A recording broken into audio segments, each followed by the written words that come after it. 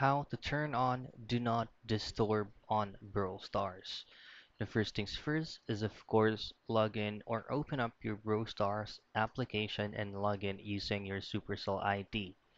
Now there is actually no such options specifically do not disturb on Brawl Stars. Instead, they have changed the name of that specific option. Now all I have to do is go to your user settings, which is going to be the three lines at the top right corner, and then go to settings like the gear icon. So as you can see from here, you'll be able to see haptic feedback, block friend request, mute team, text chat, and mute team invites.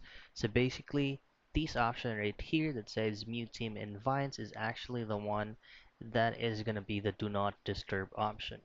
All you have to do is to turn it on for you to be able to activate and turn on do not disturb on Brawl Stars.